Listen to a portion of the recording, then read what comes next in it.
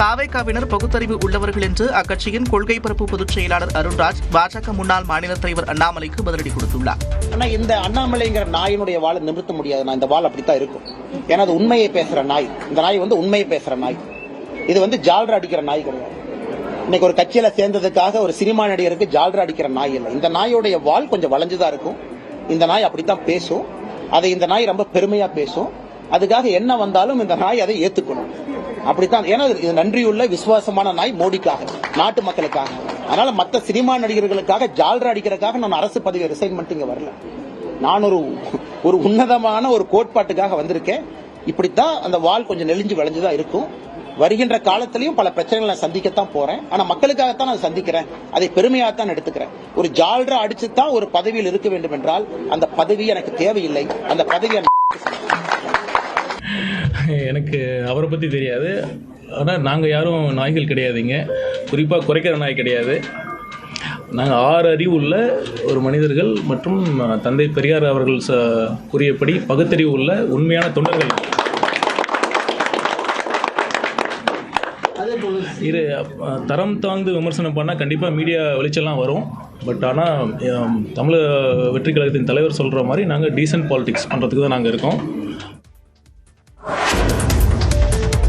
நாமக்கல்லில் முட்டை கொள்முதல் விலை வரலாறு காணாத உச்சம் தொட்டு ₹6.35 அதிகரித்துள்ளது. நாமக்கல் மண்டலத்தில் 1000க்கும் மேற்பட்ட கோழிப்பண்ணைகள் உள்ளன. இங்கு சுமார் 8 கோடி முட்டை கோழிகள் வளர்க்கப்படுகின்றன.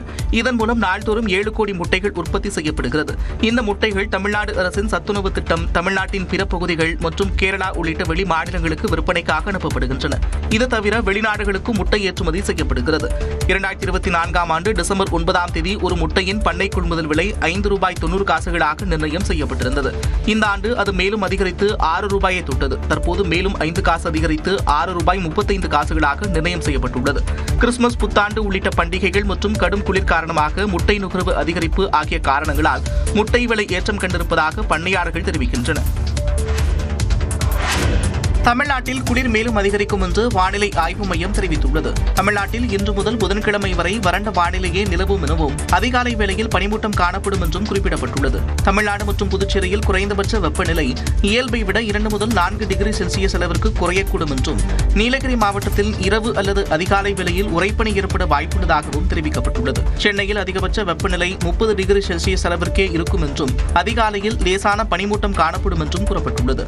இந்நிலையில் தென்மேற்கு வங்கக்கடலில் நிலவும் வளிமண்டல கீழடுக்கு சுழற்சி காரணமாக கிறிஸ்துமஸ் நாளான வரும் வியாழக்கிழமை டெல்டா மாவட்டங்களில் மிதமான மழை பெய்யக்கூடும் என்றும், வரும் வெள்ளி மற்றும் சனிக்கிழமைகளில் தமிழ்நாட்டின் கடலோர மாவட்டங்களில் மிதமான மழைக்கு வாய்ப்புள்ளதாகவும் கணிக்கப்பட்டுள்ளது.